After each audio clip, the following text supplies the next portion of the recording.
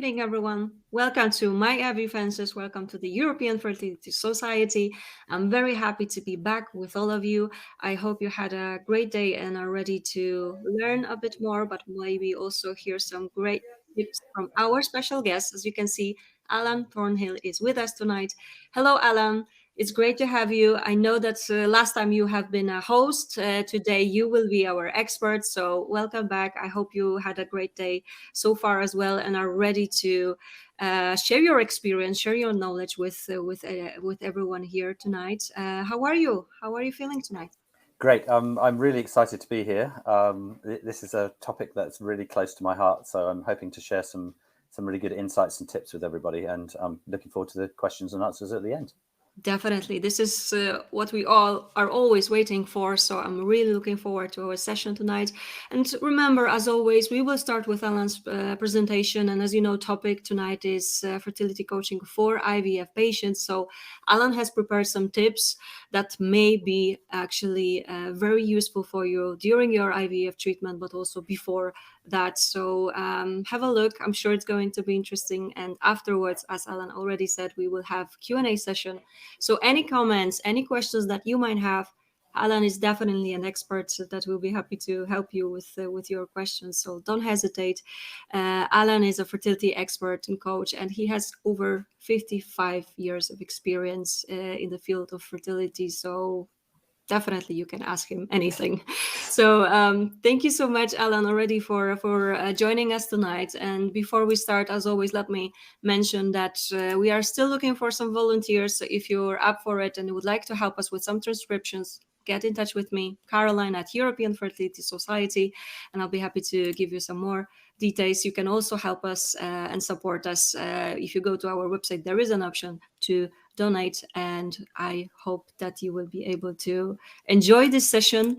I don't want to wait any longer. Alan, I would love you to start your presentation. So please start sharing your screen, okay? Okay. Yep. Thanks, Caroline. Thank you so much indeed. Let's just go to this. And just a little clarification. I think Caroline aged me a little there. She said I've got 55 years of experience. Oh, no, that's okay. That's my age, and my experience is 25 years. So 25, but of course. that's funny. I like it to be informal.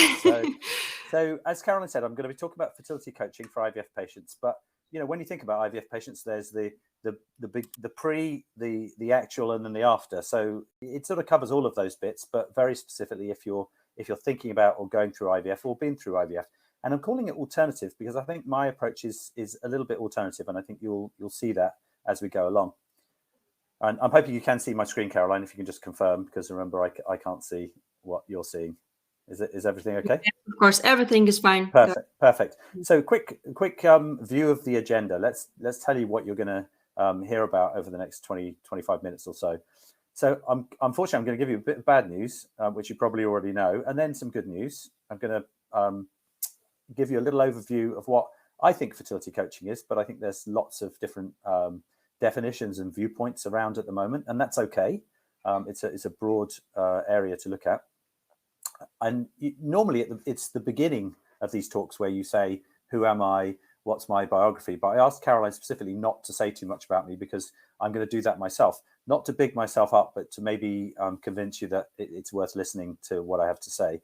And then maybe the bit you're waiting for, I hope it's the bit you're waiting for, top tips from, I call myself an IVF insider because I've been in the IVF industry for 25 years. And then a few resources. I mean, there's obviously hundreds and thousands of resources that I could point you towards. But as you'll see during the talk, I'm going to be trying to point you towards reliable sources. And those are the resources that I think you should be focusing on, and maybe some next steps. So sorry about the bad news, but the truth is, and maybe you know this already, and I think a lot of this, many of you will know lots of things I'm going to tell you, but there'll always be, if you pick up one good thing from what I say tonight, then I think you'll be a little bit better off. Or that's what I think, at least I hope that's the case. But I'm not sure that everyone who goes to an IVF center is told that they've got more chance of failing than they have of succeeding. And I'm the kind of guy, I think I try to be sensitive and caring and compassionate and be a good listener. That's what some of my clients have said. But I also tell you how it is. I'm not going to sort of lie to you or sugarcoat it. but you're more likely to fail than you are to succeed. And I don't think people are told that. And I think it's really important that they know that up front, because, you know, people are grown-ups, they can take bad news, but they just need honesty.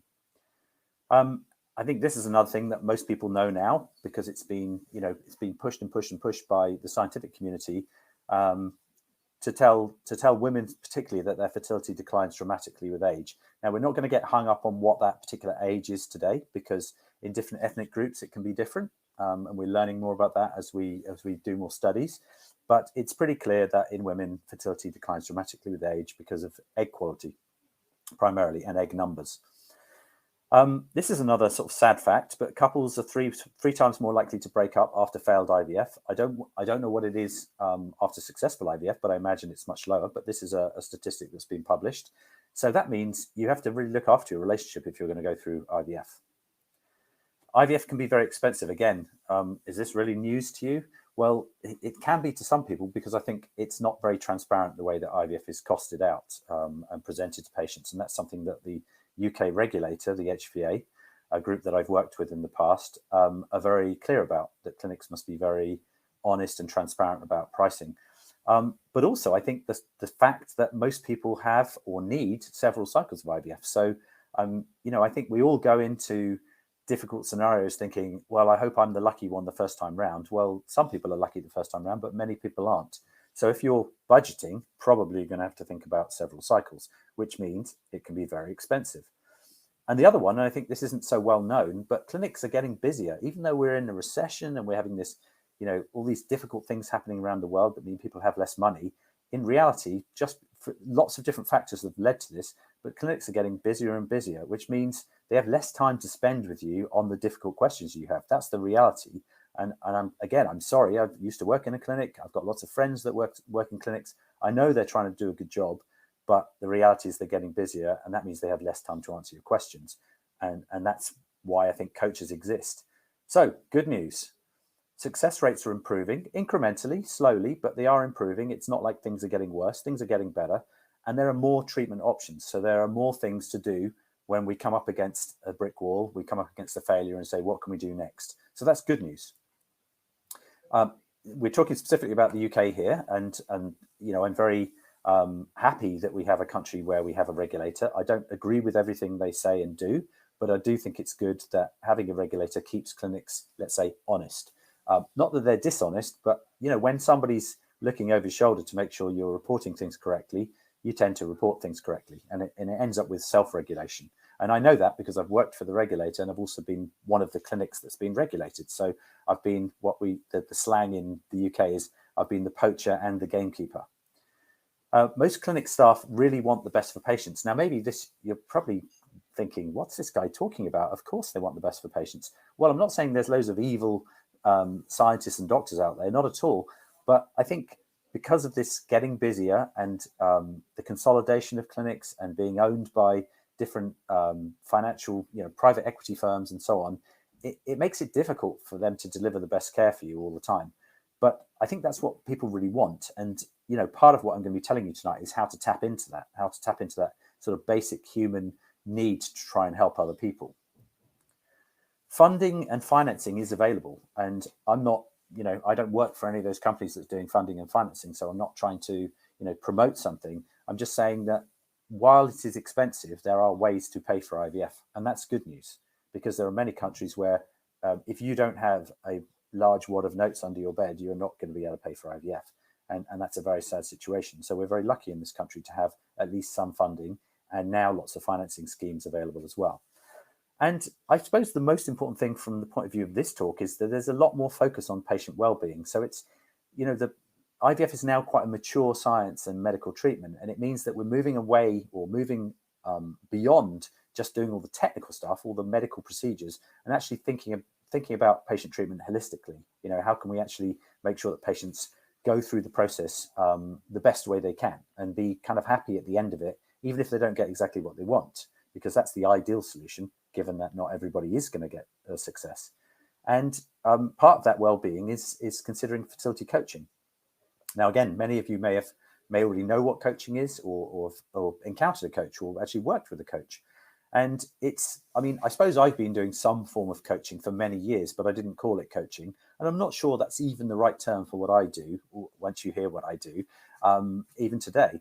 I looked for some definitions. I think it's because it's a relatively new thing. I don't think there are any particularly good definitions, but I looked at a few different websites, a few different people offering coaching, and I couldn't find anything I was really happy with, except for this one. I thought was very vague and basic, but I quite liked it. Was supporting people on their journey to becoming parents. I realize that's quite vague, and there will be lots of specifics later.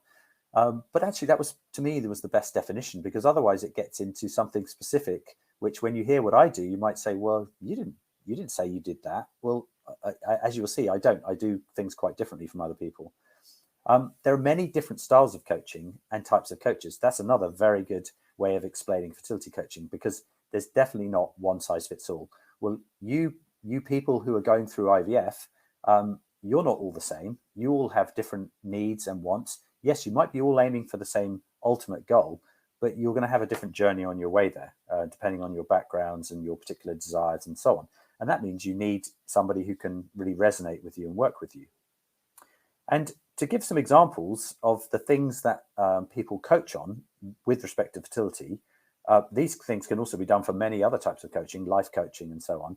But, we've got nutrition, emotional support, lifestyle, mindset, stress relief, obviously, good habits, which can lead, can be related to all the things above, and even using natural methods, i.e. not really going through IVF and having medicalized treatment. And the list goes on and on. And what I want to say is those are all perfectly reasonable, good things to be coaching on. Absolutely. And I know a little bit about each of those. But the reality is, when I started doing my coaching, people said to me, I mean, this is a direct quote from one of my clients. Oh, yeah, Alan, we know about stress. You don't need to tell us about stress. We're stressed. So don't talk about stress. We want you to talk about what happens when such and such happens inside the clinic. What do I need to know? What do I need to ask? They're asking those sort of questions. They're stressing those kinds of things. So it's not that these things on this list are not important. They're super important, and they can make a big difference to how successful you are. But the questions I'm getting are not these questions. I'm getting completely different ones. So I'm going to share those ones with you in a second. So who am I? I'm a registered clinical scientist and embryologist. That's my sort of training, with also a kind of a lot of genetics background as well. But this talk is absolutely not about genetics, unless you have some genetics questions at the end. It's about IVF, because I've spent almost all of my professional career in IVF. We've heard about the experience, not 55 years. That's my age. More than 100 publications. And the reason I say this, it's not to brag. It's to say I've been involved in that academic process. And a lot of what I think the coaching that I get involved in is people saying, is this true? Does this really work? Is there evidence for that? And I can't always give them the answer, because maybe there isn't a clear answer. But because of my background, academic background, and being very critical, that's what I ask them to do, is to have a critical approach. And, many of you might not be trained scientists on this call, and I don't expect you to be. And I don't think you have to be. But you do have to go in with a sort of critical mind and an open mind as well. And writing publications and doing studies helps you to, kind of hone that skill. I've also had lots of different roles, but not as one of my colleagues once introduced me and said, oh, Alan's done loads of jobs, as if I'd been selling ice creams at one point. I've done loads of different jobs, but they've all been related to IVF and genetics. So it's almost like everything I've done has led me to this point. I try to bring all of those skills and those new things that I learn so that I can help patients, because that's what I'm currently doing. So I've got clinical background, commercial background, all in the realm of IVF, academic, and even regulatory, working for the HPA, the UK regulator. I've got a global perspective, so they're probably, we had a look before the session started, and we saw visitors from all over the world, and that's great, because although there are different market-specific differences, there are regulatory differences and legal differences in different countries. IVF is IVF at the end of the day, and patients are patients, and they have, in many cases, the same questions and desires and issues and challenges. So having a global perspective at least helps me to understand, a patient from a particular country might say, well, that's all very well you saying this, but we're not allowed to do that in our country. Great. I'm very familiar with the fact that the rest of the world doesn't operate exactly like the UK. And I think that's a strength. And then the final thing I suppose to say is, why am I talking about coaching? Because I've been involved in literally thousands of journeys of fertility patients. And that means I've seen lots of different things. It doesn't mean I have all the answers, but it means that there's not many things that are going to surprise me at this stage. And now I'm offering coaching to patients. So I'm really in the business, if you like, of fertility coaching. I'd like to come up with a different word, but I think coaching is the best way to catch everything that I'm doing at the second. So we're on to the bit that I hope you were really looking forward to, which is the top tips. And again, you may know a lot of these already, but I hope that you actually get some value out of these. And it only needs one thing, I hope, to have made your time worthwhile, because I know your time's precious and you don't have to be here. So IVF 101, I meet lots of patients who say, do I need to become an expert in this? And unfortunately, I make a bit of a face and I say, you kind of do need to be a little bit of an expert. You do need to become like a mini expert. You need to do a little bit of homework before you do IVF, because if you don't, you're gonna lose a lot in understanding what's being put in front of you. So it pays to do homework. You don't need to become an expert, but you do need to know the basics, and that's why I say IVF 101. You need to learn the IVF lingo. The things that the terms people use. Because if you don't, it's going to go over your head, and you're going to think, oh, I think that she said that, I think that he said that, and you're going to get lost quite quickly. Just like any field really, but particularly in IVF, you have to become an expert quite quickly.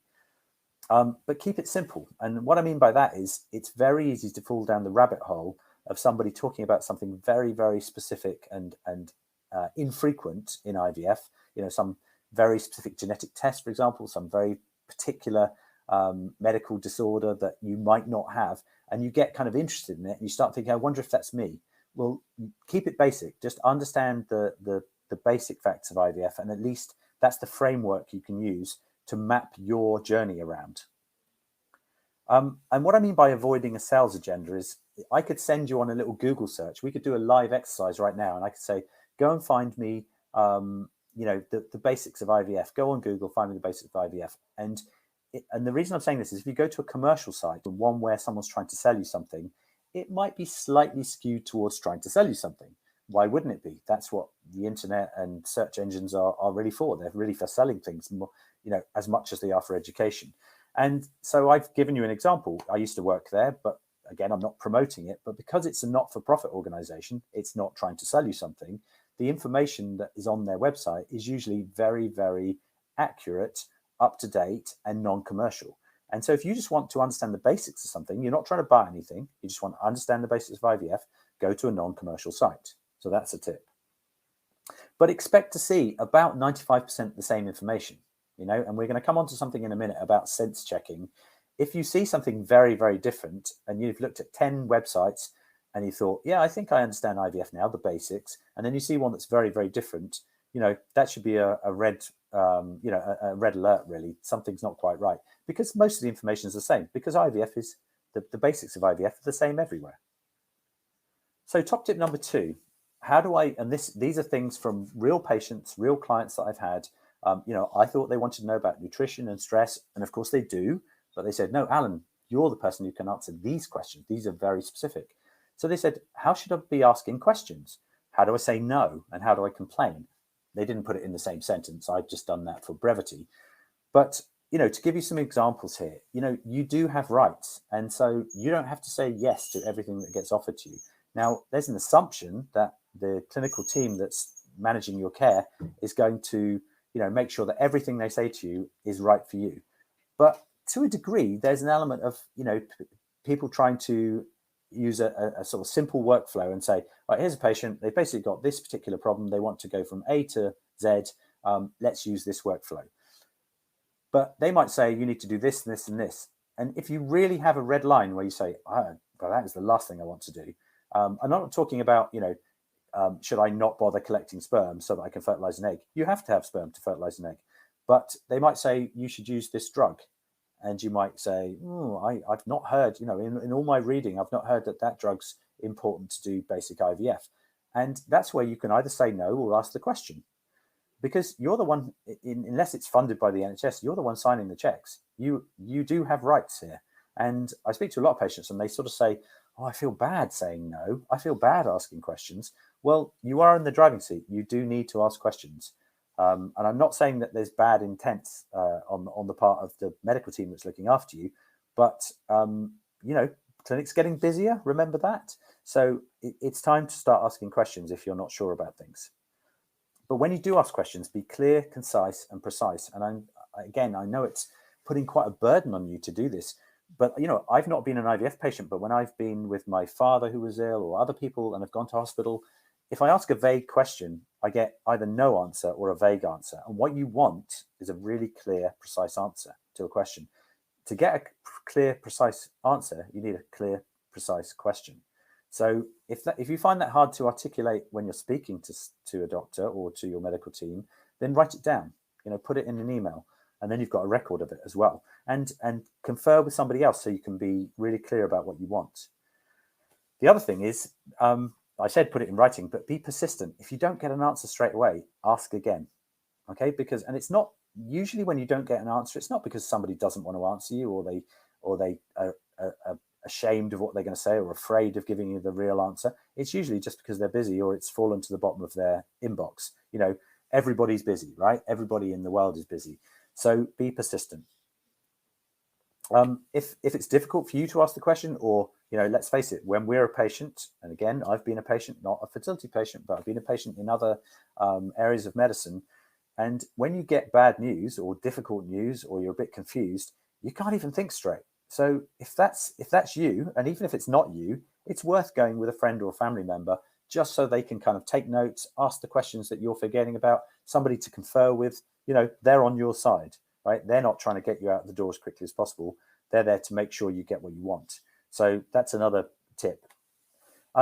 Clinics, this is relating to complaints here. I know I shouldn't be focusing on complaints, but the reality is lots of cycles don't go quite the way you want them to.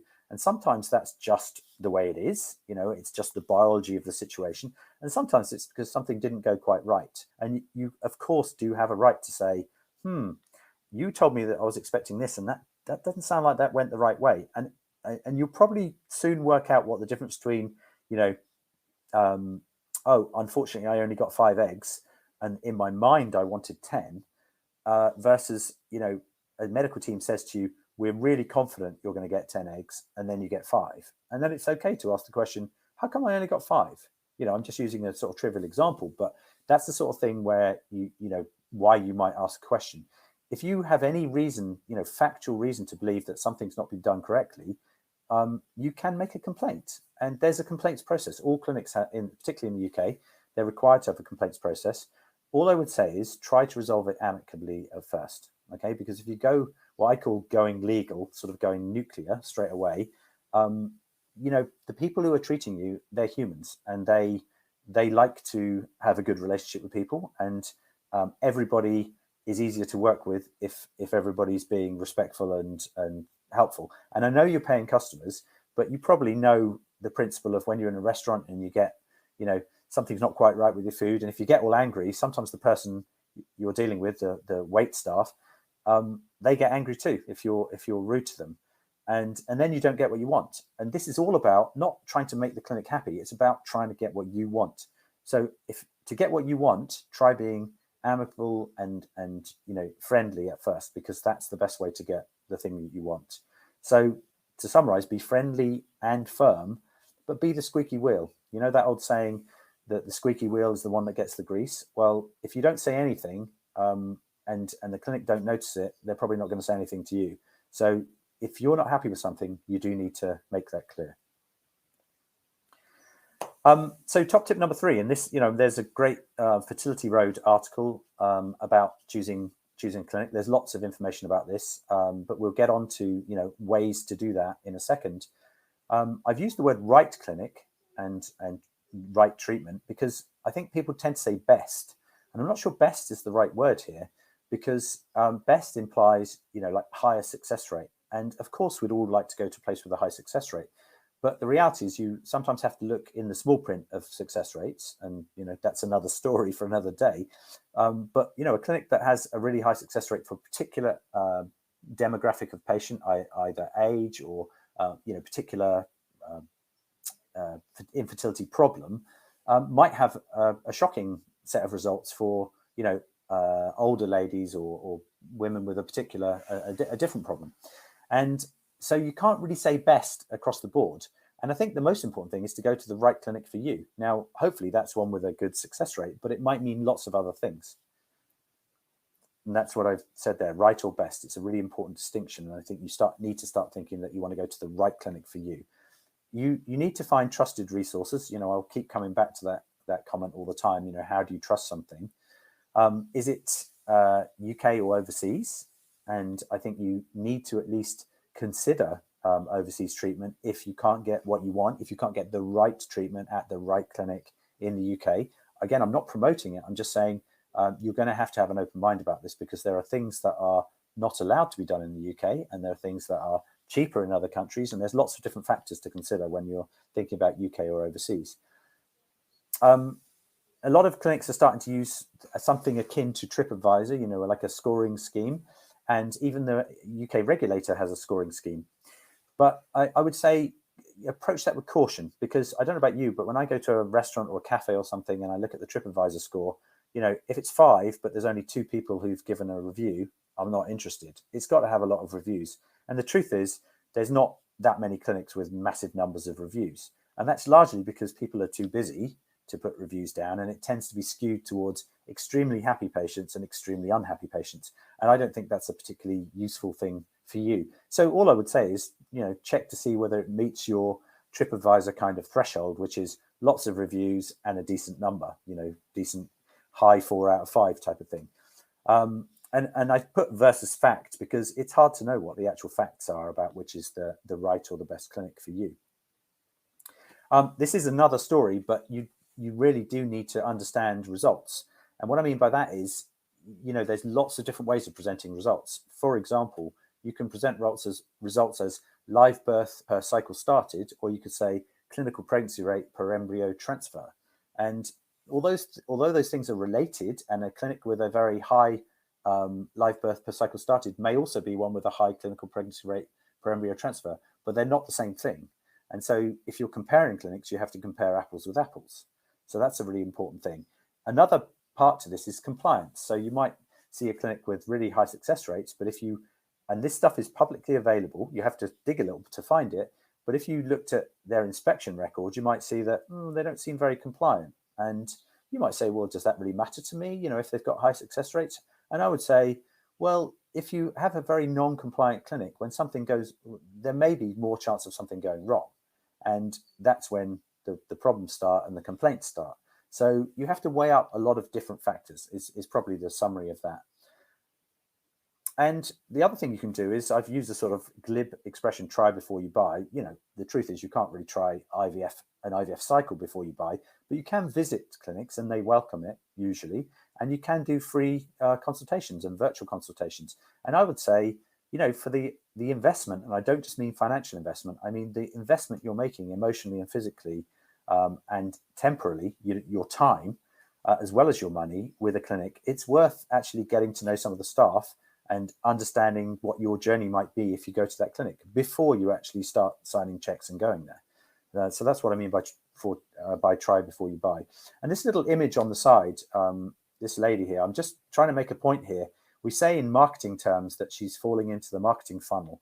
And the reason why I want you to choose the right clinic before you start is because it's very easy to, have a consultation just for, I don't know, to have your hormones checked, or for the male partner to have his sperm checked. And then suddenly you're kind of a patient of this clinic and you haven't done all of this stuff in advance. And I think you should do all of this stuff before you choose a clinic and not just fall into the funnel. So tip number 4, where should I get my information? Because, a lot of what we're talking about tonight is information. I'm not giving you anything physical. I'm giving you the tools to kind of understand better what you're going to do in future. So where should you get it? Well, friends and family. I think this is great. It's the whole sort of word of mouth thing. Most of my clients, most people I speak to that I've tried to help outside of my professional life, they say, oh, well, I've got a friend who went to such and such a place. Oh, so-and-so. I know a couple of ladies who've been here and been successful. Well, that's great. And I would say, use those examples for the extremes, a bit like the TripAdvisor thing. So if someone says it was diabolical, this is what happened, and they give you all the facts about how bad it was, that's something to consider.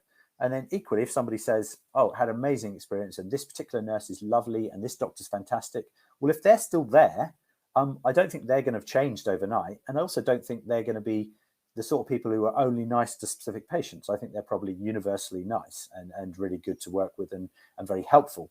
But beyond that, I don't think you should be using friends and family for choosing a clinic. I think you should be doing all of that research that I talked about in the previous slide, and treatment. So everybody's different and everybody's fertility situation is different. So just because your friend had a particular procedure, it doesn't necessarily mean it's right for you. And I know that sounds obvious, but I speak to so many people who say, oh, so-and-so had, ICSI, the sperm injection, so I'm assuming I'm going to have that. Well, why? Why would you assume that? We don't know anything about you yet.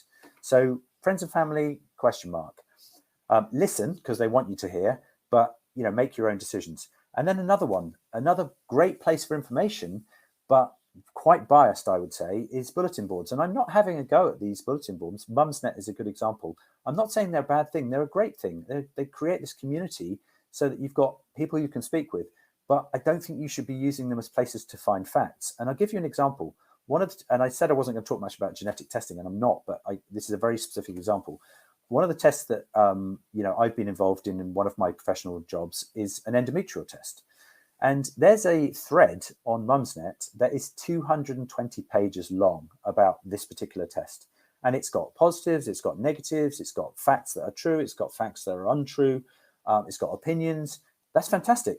Great. But you didn't go there to get all of that. You went there to get a very clear indication of whether this is good for you or not. And honestly, if you've got time to read through 230 pages of that to try and find the answer and come up at the end going, I still don't know the answer, then I think you've wasted your time. And I don't want you to waste your time because you don't have time on your side. You want to get to the answers as quickly as possible. So that's just a beware of bulletin boards. Not that they're bad. They're definitely fulfilling a great need and a function for people, but I don't think they're necessarily places to go and find facts. And then finally, Google. Well, I say finally, there are probably many other places to get information, but beware of Mr. or Dr. Google. Here's an example of 3 searches I did. I just want to illustrate this. That we could talk about Google for an entire session, honestly. There's nothing bad about it. It's just that you have to kind of understand how it works to find the right information. So here's 3 searches I did, identical search terms on 3 different dates, May 2022, November, and December, just recently. And this is the London Acupuncture Clinic. This is the Lister Fertility Clinic, and this is the London Doctors Clinic, which is kind of more general sort of GP type service. So you think, well, what kind of search did I do for this? Well, the search was Best IVF Clinic London. Those were the 4 search terms. And look at the difference that I get. And that comes up top. Now, I know you can scroll through and read more, but the reality is all the evidence says that people look at the first page. They're looking for the top 7 hits, really. Well, if I'm an IVF patient or a potential IVF patient looking for IVF, the only place, and I'm not endorsing it, the only place that came up on search on that day was an actual fertility clinic, Lister Fertility Clinic. On 2 other dates, I got 2 places that have links to fertility. There may be search terms that are related, but they're not IVF clinics. So I could have mistakenly spent, half of my day calling the acupuncture clinic saying, do you offer IVF treatment? And they'd of course say no, but we do work with IVF clinics. Well, that's not the search you did. You didn't search to say, do you work with IVF clinics? You searched to say, are you the best IVF clinic in London? Of course, I could go on about search engine optimization and paying for sponsorship so you can get higher up the rankings. And there's so much more to it than that. But just be careful about, getting information off Google. Ignorance is not an excuse anymore. We do need to use everything available to us to try and find information. But just beware of the pitfalls of using Google. Now, pardon my French here, but this one's called tuning your BS detector. Okay, I want you to be skeptical. I think this is really important. So if you ask me lots of tough questions at the end, I love it. It means that you're putting that skeptical head on. Skepticism is good in this world of IVF because there's a lot of misinformation out there, and there's a lot of stuff where you see someone shaking their head and you're thinking, I don't really know what they're telling me, whether it's true or not. And I love this. I didn't make this as a silly little thing off the internet, but it's quite funny. So you want everything to be down this end of the BS meter, okay? So I've developed a little set of rules, and I'm not going to go into a lot of details about it, but one of them is sense checking. So when someone tells you something and you just think that just doesn't fit with anything I've ever heard before, it's probably not true, or it might be worth asking a few more questions. So first thing, sense check. Silence. You ask a question to anybody in medical profession, particularly, and you're met with silence. Either that means they just don't want to answer you or they ignore you. Silence can be over the email as well. This is not a good sign. When people don't answer your question, it can mean they've got something to hide, or they don't want to answer it, or it just means they're rubbish at customer service. So why would you spend your time? Contradicting information. Give you a good example. Recently, speaking to some clients, they said the doctor said they needed ICSI. I said, what did he say to give you that? I wasn't contradicting him. I was just saying, what was the reason? And they said, they said the percentage success rate not doing ICSI was 40. I'll give you the number, 40%. And I said, I'm sorry, I really just, that number just sounds like it's plucked out of the air. And then I said, well, what does it say on their patient information sheet? And it was like 60 something percent. And I said, okay, that's more reasonable. That's actually about right. So we've got contradicting information here. The doctor's saying one thing, the patient information is saying something else. That's not a good sign. Okay, so that's already my detector is the needle is pinging wildly at this point. Now, this is an important one. If you do a virtual consult or you actually visit the clinic, body language. When somebody is, I'm not going to go into all the details of scratching your eyes and all this stuff, but when somebody's not really telling you the truth or is uncomfortable about what they're saying to you, watch the body language. It's really important. And that's why sometimes an email is not enough. And gut instinct, which is linked to a lot of the things above. If you don't trust the person speaking to you, I would say it doesn't matter how good their success rates are or what the price is, you're probably not going to be happy, because if that stuff matters to you, trusting someone matters to you. And I'm pretty sure it matters to probably everybody on this call. If you're not feeling that trust, if your gut is saying there's something wrong here, you should probably walk away. Because if it doesn't work out well, if it works out well, you just say, that was a bad experience, but at least I got what I wanted. But because most of you, not most of you, more cycles than not will fail, you've got to be prepared for it failing, and you thinking, well, at least everybody was trustworthy. They looked after me. I had a good experience, as far as it can be a good experience. But if you're thinking, I didn't trust them from the start and I failed, that is not a good place to be. And I meet people in that situation all the time, and it's not a good place. And I always say to them, if you no longer trust them, don't go there. Go somewhere else or do something else. Is it free? Well, you've always got to be skeptical when someone says, oh, this is free, because the reality is it's probably rolled up into a different price. So at least be skeptical. I'm not saying there's nothing free in life, but you've all heard the saying, there's no such thing as a free lunch, right? And if it's too good to be true, if someone's saying, oh, our success rates are 100%, well, in the UK, you can't say that, because there's validated, verified data that's available from the regulator. So there's no way someone can lie about things like that. But when something looks too good to be true, it usually is too good to be true. So that was just a brief run through the BS detector, which I want you to hone. I want you to be a finely honed tool that you have in your arsenal. So a little bit on financing and understanding costs, which is really important because, as we said, it's an expensive thing to go through. You're going to have to plan for more than one cycle. If you are thinking it's going to work on the first go, of course, for some of you it will. But if you're thinking that, and that's how you're funding it, then I think you're in for a shock. And that's not a good place to be. I would say speak to a financial planner or an advisor, because if this is going to end up being quite a lot of money, which I think it is for most people, then you probably want to factor this into your financial planning, not just saying I've scraped some cash up to do a cycle and let's hope it works. You do need to get a costed treatment plan from the clinics, and in the UK it's a requirement. So you should not be leaving a clinic where they've given you a treatment plan and you don't know what the costs are. That should not happen. Now, I know it can vary a little bit. It's kind of an estimate rather than a precise number, but it shouldn't be massively different from the estimate. And you've got to consider there the difference between basic IVF and what I mean by fully loaded is lots of extra things. Now, I'm not saying that extra things are bad, so let's not get that into our heads that add-ons are a bad thing. You just need to understand what they're there for and why you're having them, or they're being selected on your behalf. Definitely would pursue NHS funding if you're eligible and if it can be done in the timeline that works for you, because why wouldn't you? It's free. And I would take advantage of anything that's free if it's available. And a lot of the NHS clinics are very, very good. So it's not like there's a massive difference between private clinics and NHS clinics. There are some notable differences. The extra things you often can't do if you're at an NHS clinic. And I do believe that some of those extra things are worth doing. So that's the price you pay if you have an NHS cycle. I would definitely consider these multi-cycle packages and money back plans.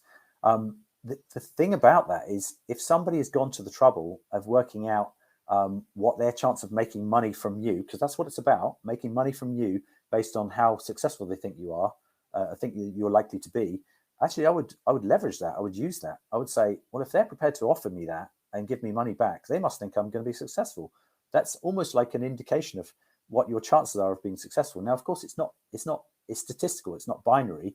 Nobody can say you will definitely succeed and you will definitely not succeed, but they can say your chance of success must be in this very high range, because otherwise they wouldn't offer you that deal. And I think you can be used as a positive thing for you. The add-ons, like I said, there's lots of different add-ons. We're not going to cover that today.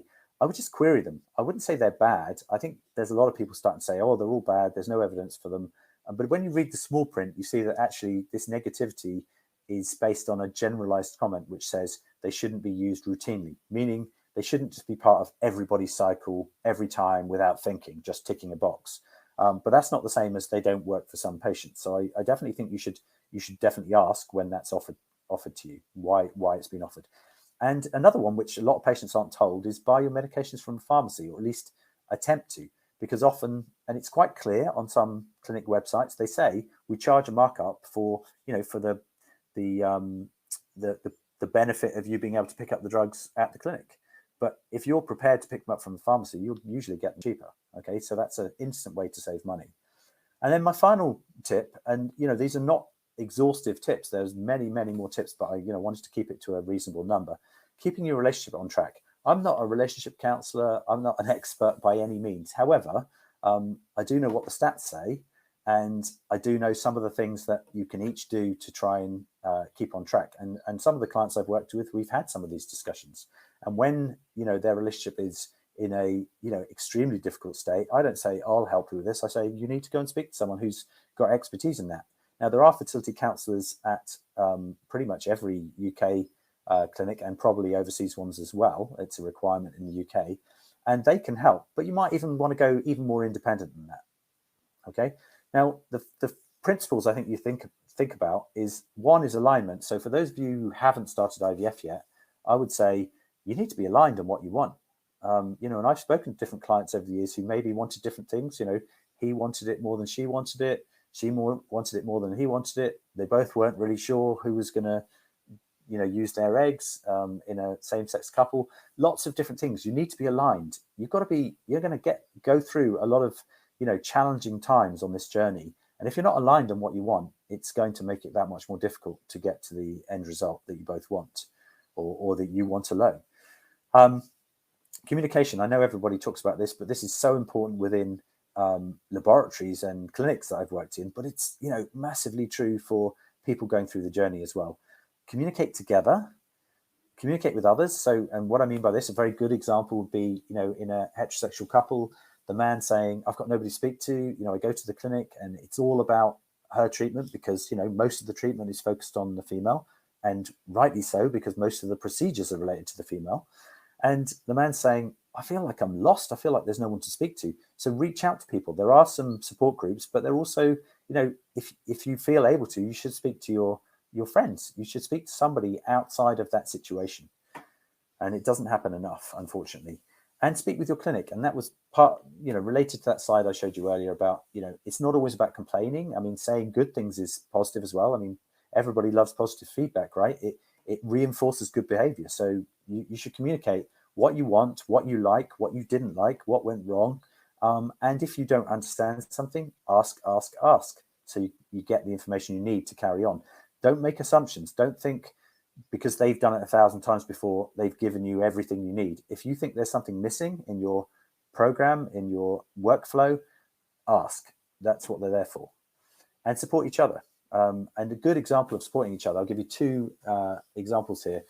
One is that, as we said, in the heterosexual couple, the lady is going to have to go through, quite a lot of emotional and physical hardship with the injections, with the procedure to retrieve the eggs and so on. And, you know, the least that the man can do in that situation is, you know, turn up to or take her to the appointments, understand that she might not only might there be some physical discomfort, but there also might be some emotional and mental changes related to the drugs themselves. And the best way I explained it to you know, a male friend of mine is I said, look, we don't have the same female hormones changing every month or because of these drugs, but you know what happens when you get really aggressive because of testosterone. You almost don't know what you're doing, right? Something else takes over, the red mist. And I said, it's not the same emotion, but think of it like that, something that you can't control that makes it difficult for you to think clearly. And I think that helped, you know, him understand a little bit more about what was happening to his female partner that wasn't just about the medical procedure and the time and the money and everything else. And then another good way of supporting, again, if you're the man and you feel like, oh, well, I don't have much to do, well, you know, turn up to your semen analysis appointment, turn up when you're required, don't leave it to the last minute. I've heard countless stories of men saying, oh, well, I wasn't that involved, so I didn't bother booking my appointment. Well, all of her treatment might be delayed just because of that one appointment that you haven't bothered to set up. So that's kind of what I mean by supporting. Engage with the process.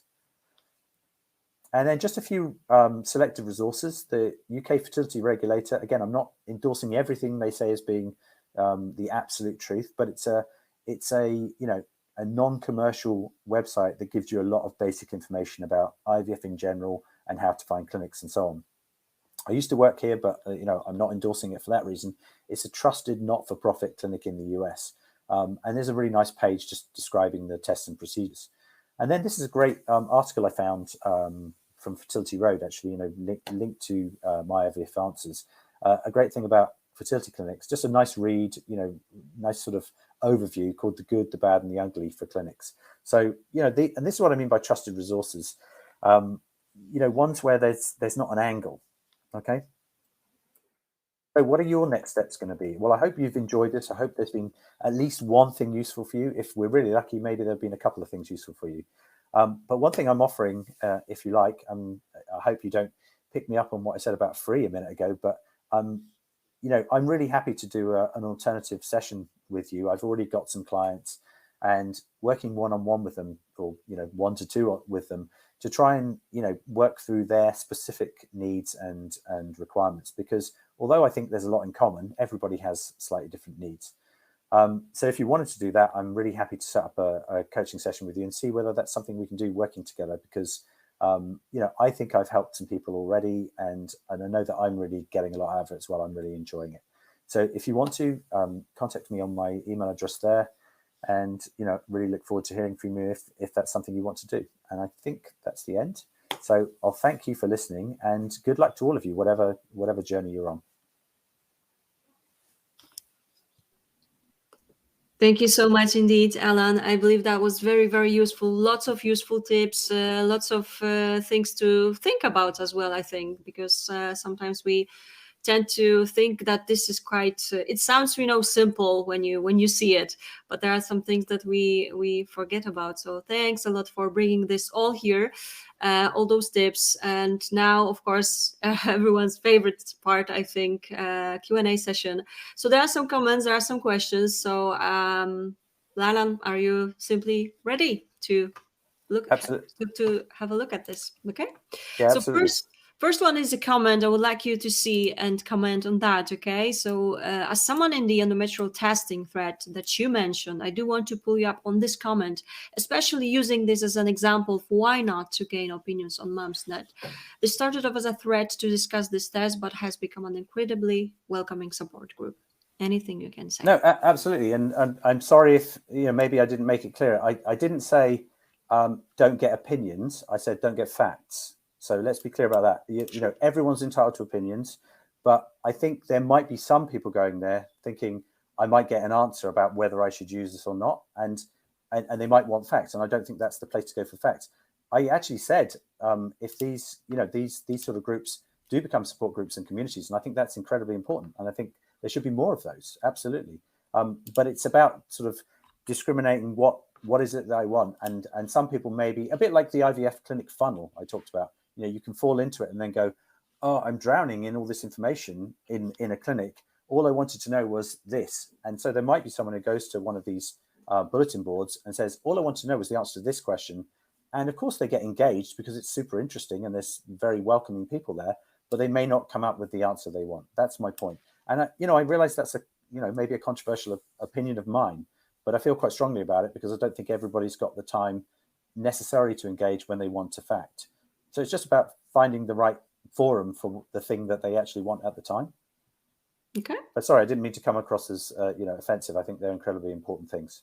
Of course. Thank you for the clarification. I hope that helps as well, of course. And let's have a look. Of course, there's a question. You've mentioned this during your presentation, in fact, and this is a very important aspect. So Elle would like to know, when you work with a couple, how do you get men to open up their thoughts, emotions around male infertility? I think just about understanding that their experience is quite different. And I work with one couple, and he's become super supportive, and I guess exactly the right sort of person, and the right mindset and behaviors to support his partner. But I don't think it was always like that, because I think it was looking at it through maybe a man's eyes of, oh well, how do we solve this? How do we solve this? What's my involvement in the process? Oh, it doesn't appear to be very much, so therefore I don't need to engage very much. But he needs to engage in a different way. I think also having other people to speak to outside of the process itself is really important. But the truth is, there are lots of men who don't want to engage, and the process. And I think this is a well-known. I don't like calling it a fact, but I think it's very well known that women often drive this process more than men. So it's quite common that people will say, oh, well, he really wants to have a child, but, she's the one turning up to all the webinars, the meetings, obviously the clinic appointments. And so I think being more engaged means you're more likely to open up. Is probably a short way of saying it. All right. Thank you so much, Elle. I hope that helped. It definitely is an important thing to discuss. It's still, I think, male infertility, it's still a part that we don't discuss enough, for sure. But of course, I'm glad that we were able to talk about this as well. Okay, let's have a look. Jane has a bit of a longer question as well. I'm soon to have my 10th IVF transfer. I'm using excellent quality euploid embryos and have never had a positive pregnancy test. Since my last transfer, we have tested for and optimized everything. It feels like so much is going on. What happens in the weeks after the transfer? I am well aware that the cycle may not work. After all, this is all I have ever experienced. What is the best way to frame this and get through the weeks after? Well, it's difficult when you've had such a long journey with so many different things. And obviously I don't know every single thing that you've optimized, but I imagine on your 10th transfer, you've done a lot of different things. Just reading the fact that you're using excellent quality euploid embryos instantly tells me you're using the PGTA test, which probably means you've done endometrial testing as well. I don't know. And, there's so many other things you could have done and may or may not have done. But one thing I would say, and from speaking to somebody else, not in the same stage as you, probably, fewer transfers, but was that sometimes people get to a point where they say, oh, there's one little piece of the puzzle, and they say, oh, this isn't perfect, or it isn't exactly what I expected. And they seem to have already written off the chance of it working. And maybe this isn't so accurate to say this for a euploid embryo, but I mean, I was speaking with a client recently, and she said the embryo wasn't very good quality. It was labeled of a certain, we won't say the quality, it doesn't really matter, but it's labeled a certain quality. And I said, the label doesn't really matter.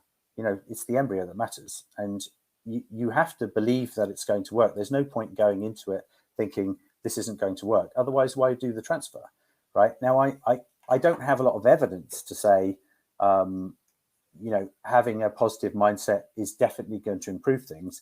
But I would say having a negative mindset is at the very least not going to make you very happy, whatever way, whatever happens next. So I think you've got to stay as positive as you can.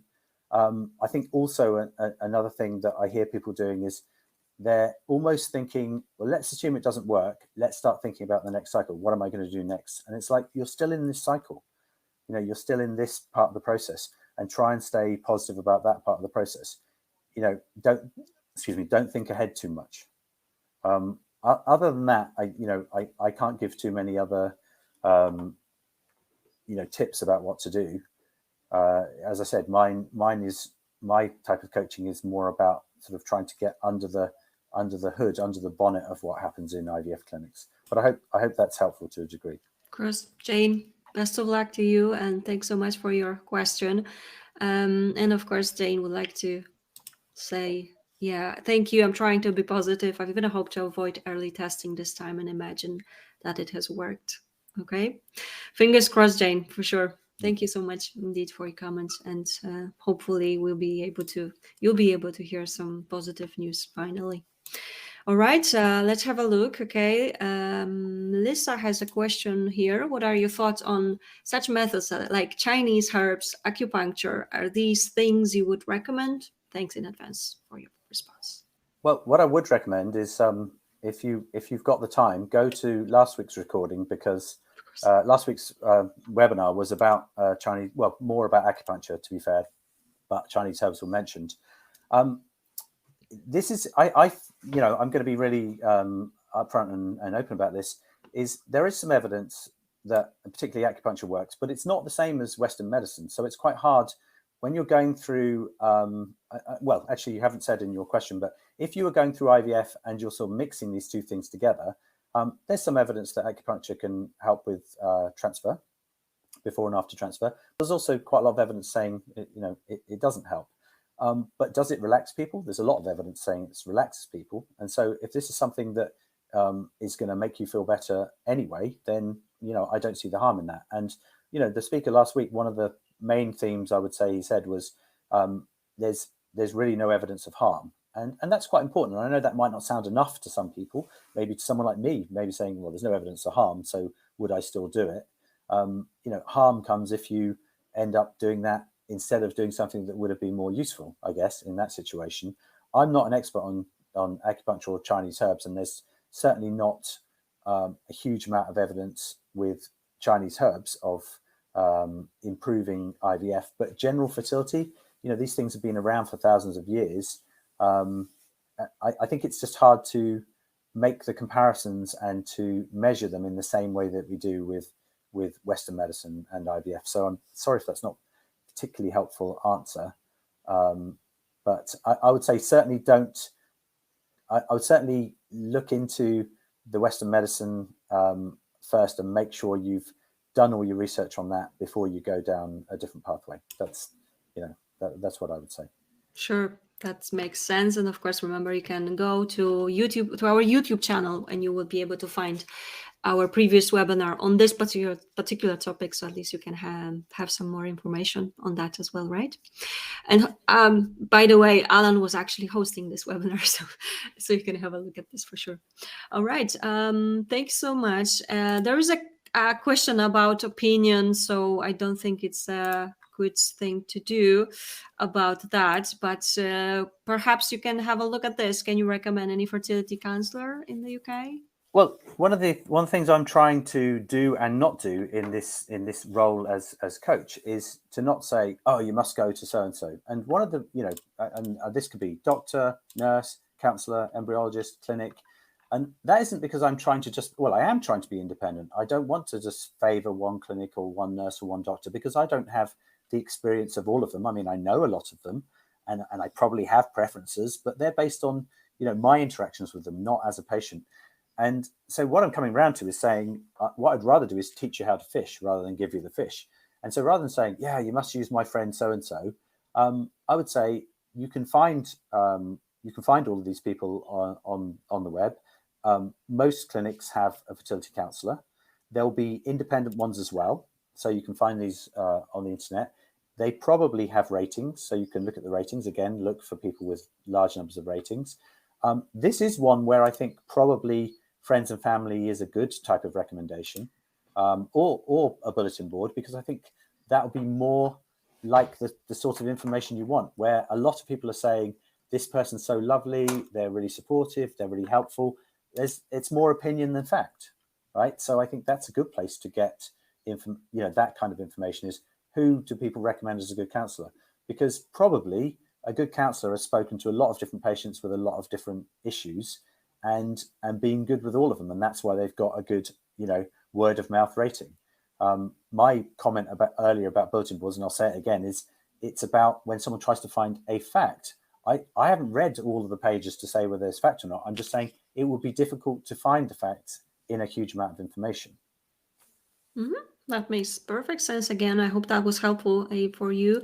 And let's have a look, okay? I'm just seeing someone is typing. I want to make sure that you have been able to answer all the questions. There is one more, I think. So let me show you this. It's a bit of a longer question. It's regarding the actual acupuncture. Let's have a look, okay? So I have done acupuncture weekly for 2 years. Unfortunately, I have had 3 failed embryo transfer during this time, but I am still happy that I went. I found the process super stressful. Going to acupuncture weekly with a caring provider offered me support I needed that my clinic couldn't give me due to time restraints. I had needles, but I definitely felt better after each session. Also tried several acupuncturists before finding one that meshed well with me. Okay. Well, this is a great comment, and I've got some things to say. I was reading it as Caroline was reading it, so a couple of things to say about this, and this is really important. So let's go in reverse order. I tried several before, and then I found one that meshed well with me. Right. So this, I would up level this to, doesn't matter whether it's acupuncture, a fertility counselor, a doctor, a clinic. Find the one that meshes well with you. Okay, that's the right clinic for you. Right. So this was the right acupuncturist for you. So that's the first thing. Then I found the whole process of IVF super stressful, and going to this offered me support. Absolutely. Find support. So acupuncture is one version of support, and I'm not diminishing it just to, it's just support. There is some evidence that it might actually improve success rates, but it's not strong evidence. It's quite weak evidence. But if it's helping you through the process, then it's definitely beneficial. Okay, because whether that was massage or some other thing, it's like that's the thing that's helping you. But then to your point about 3 failed embryo transfers, I'm not going to say that proves that acupuncture works or doesn't work. You couldn't say that based on that information. What I would say, though, and this came up as a question last week, was does this mean, when things don't work, does this mean the acupuncture's worked or hasn't worked? There's so many other reasons why why the embryo transfer would not be successful that have got nothing to do with acupuncture. So the acupuncture might be super beneficial to people. It might be the case that acupuncture works when you have a perfect embryo and a perfect endometrium and other factors as yet unknown. But if you don't, then acupuncture is not going to rescue that. You see what I mean? So it's sort of like it might be necessary, but it's not sufficient. Acupuncture on its own is not going to get anybody pregnant, but acupuncture with a good embryo, with a good endometrium and other factors might be incrementally better. So I'm really glad that it's been helpful for you, though. Definitely. Thanks so much indeed for that. And I believe that was helpful to some other patients, as we can see, Lisa has commented. So I'm just looking out if there are some more questions. If not, we will be finishing. But I can already say it's been a great session so far. And as you probably saw, Alan, there are some great comments that would, as you can see, there has been so incredibly helpful. Thank you so much. And there's another great Alan, thanks for your response. And another one from Heidi. Thanks, great session. I'm just waiting. Okay. One more question from Lynn, okay, in the meantime. So let's have a look. If errors happen in labs, do they get reported to the patient? Okay, my short answer, because I worked in a lab, is yes. But I think it probably depends on what you define as an error. And, we could go into that another time. But if you're talking about what they call a reportable error, in terms of what the HVA calls a reportable error, example, losing an embryo, mixing up somebody's eggs, these are extremely rare events, but they have happened in history. Things like that, not even a question. They get reported not only to the HVA, the regulator, they also get reported to the patient.